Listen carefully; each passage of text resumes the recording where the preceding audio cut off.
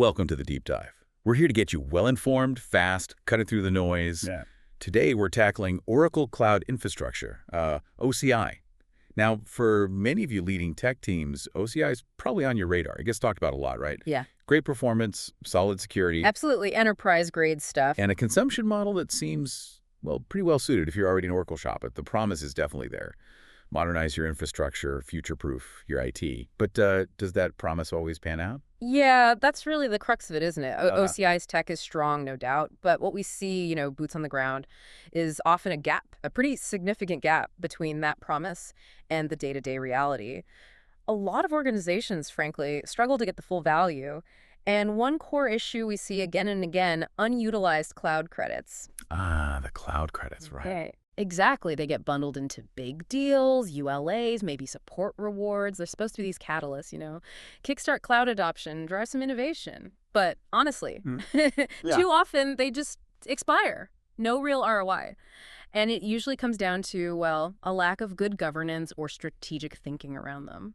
Okay, so that's our mission for this deep dive then. Yeah. We want to help you, our listener. Maybe you're just starting with OCI, maybe you're looking to scale up. We want to help you spot these common traps and figure out how to actually use those credits effectively. Turn them from just, a line item in a deal into a real engine for transformation and innovation. Precisely. Let's get into it. So let's unpack this cloud credit challenge. Yeah. What exactly are these Oracle Cloud credits? You mentioned ULAs. Right, unlimited license agreements, or maybe as part of Oracle support rewards, sometimes just bundle deals. The idea is good, right? Drive cloud use, maybe lower your TCO. Pay attention, yeah. But the reality, well, we did a survey actually, talked to about 110 IT leaders, and the findings, pretty eye-opening. Get this. 67% said they struggled just to track their OCI credit usage properly, 2/3. Wow, that's high. Just tracking. Just tracking. And 59% flat out said they underutilized their credits. Then 42% pointed to a lack of internal expertise as the biggest hurdle to getting full ROI.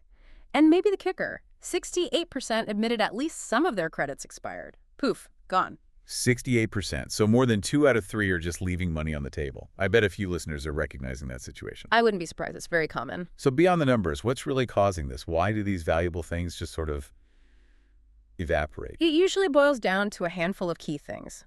First, just lack of awareness, honestly. Key people might not even know the total balance or the specific rules, the expiry dates. Out of sight, out of mind? Pretty much. Then there's fragmented governance. Credits might be spread across different departments, different projects, subsidiaries maybe. Without one central view or strategy, it gets messy. Fact. I can see that. You also get misaligned use cases. Maybe the credits only work for certain services or certain regions. Teams try to use them, it doesn't work, they get billed unexpectedly, or they just give up trying to fit a square peg in a round hole. Frustrating. Very. And then there's the clock-ticking expiry and forfeiture, usually 12, maybe 24 months. If you don't actively plan to use them, they will disappear.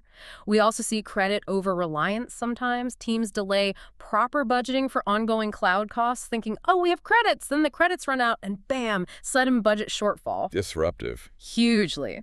And finally, a big one. Lack of consultation and planning, rushing in without talking to experienced partners or doing thorough internal planning. That doesn't just waste credits, it misses opportunities right from the start. Okay, so for the tech leader listening, this true cost of unutilized credits isn't just the face value, is it? Not at all. It's way more than a write-off. It feels like a massive missed opportunity for innovation, for modernization. It kind of reflects an inefficient cloud journey overall, doesn't it? Exactly. You've hit the nail on the head. It's not just financial, it's competitive. Think about it. While your credits are sitting idle, maybe your competitor is using theirs, prototyping new AI features, getting faster customer insights. Gaining an edge. A widening edge, potentially. We've seen medium to large companies leave, typically over $100,000 in OCI credits unused. That's significant innovation fuel just left in the tank. It's not just a write-off. It's a lost chance to experiment, to pilot something transformative, something that could give you that crucial competitive boost. And, to really get the most from OCI, we need to look beyond just the credits, too. Because there are other common challenges we see tripping people up. Okay, so it's broader than just managing credits. Definitely. We often see migration missteps. People treat it like a simple lift and shift, just move the old stuff to the cloud. But they don't re-architect, they don't leverage cloud-native things like serverless or microservices, so they miss out on real performance gains, real cost They're savings. not getting the full cloud advantage. Exactly. Then there are visibility gaps.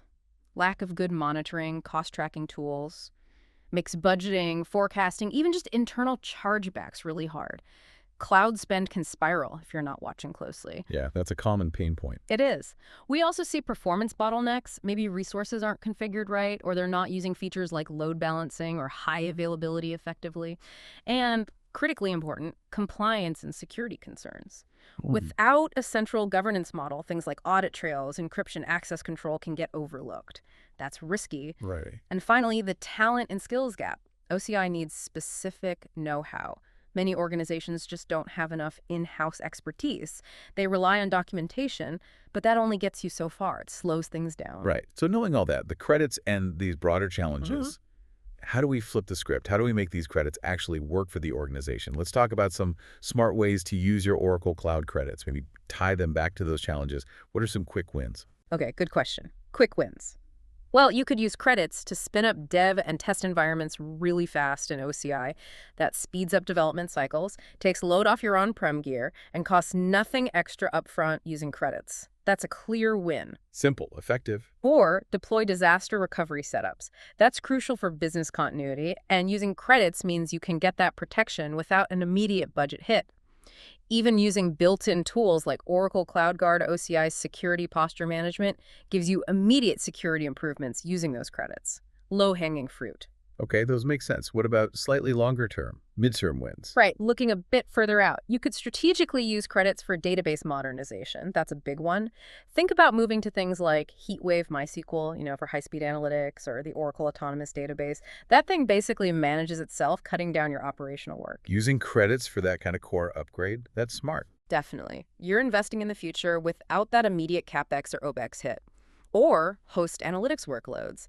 Maybe ETL pipelines, extract, transform, load. Get those business insights flowing, powered by credits. And the really big picture stuff, long-term wins. Where can credits fuel major innovation? This is where it gets really exciting. Building low-code apps with Oracle Apex, we should definitely talk more about that. Yes, let's circle back to Apex. Or using credits to pilot AI and machine learning models on OCI. Test out cutting-edge tech. Or integrate OCI with your other SaaS tools for better business agility. These are the kinds of things that really move the needle on digital transformation, funded initially by those credits. Okay, let's zoom in on that Apex example, unlocking value with Oracle Apex on OCI. Tell us more about Apex. Right, so Oracle Apex is this fantastic low-code platform. It lets you build enterprise-grade web and mobile apps super fast, much faster than traditional coding. Low code is definitely a hot topic. Less development time, lower cost. Exactly. And here's the killer point. Apex is free with OCI. Free, as in included. Included. No extra license cost. So you can use your existing Oracle Cloud credits to build and run these powerful, secure, scalable applications. We at Clover Infotech have used Apex extensively for on-prem projects, building custom apps that solve real business problems, drive efficiency. And the great thing is, we can replicate that success, even amplify it, on OCI using those credits you already have. It's a perfect fit. Can you give us some real-world examples? How has Apex actually transformed things for clients? Sure. We worked with a major electronics company. They had this really manual process for coordinating with vendors, lots of emails, calls.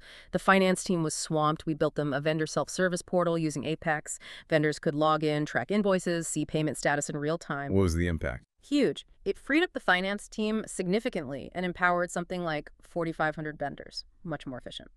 Another one for a leading bank, a compliance feedback portal. They used spreadsheets before, which wasn't great for anonymity or tracking. We built an Apex app for dynamic, anonymized feedback, got it live in 30 days. Employee response rates shot up, giving them much better compliance insights. 30 days, that's quick. That's the power of low code with Apex. We also did a product and process approval workflow for another large bank. Their approvals were all over the place, emails, shared drives, no control. We built a central Apex portal. Results. Over 52% faster document approvals, roughly 86% fewer back and forths on documents, and about 70% fewer errors after release. Just massive improvements. Those are some serious numbers. 52% faster approvals, 70% fewer errors. Yeah, Real business impact. We also built a GIP reporting portal for regulatory stuff, centralized everything, improved accuracy, made sure submissions were timely. And we've done others, business continuity management systems, BCMS, IT governance portals, even unified dashboards for CXOs to see KPIs across the business.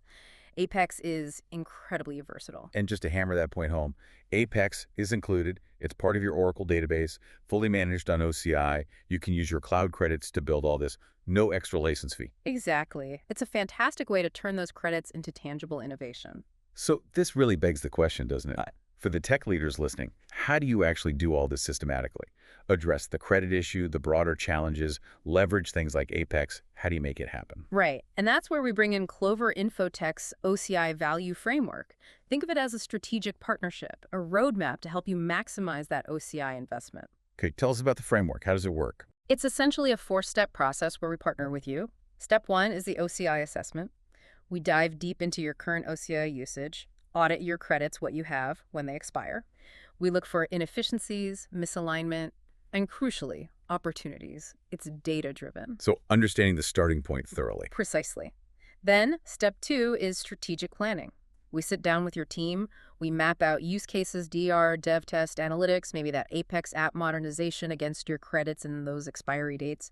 The goal is purposeful, timely utilization. No more credits just vanishing. Makes sense. Planning prevents waste. What's next? Step three, fast-track execution. We use a proven migration factory model. It's designed to accelerate deployment, minimize downtime, and critically, we build in security from day one. It's a security-first design, ready for the future. Getting it done quickly and securely. Right. And finally, step four, continuous optimization. Cloud isn't set it and forget it, right? Definitely not. So we offer ongoing monitoring, performance tuning, cost governance. We make sure your OCI environment keeps evolving with your business needs.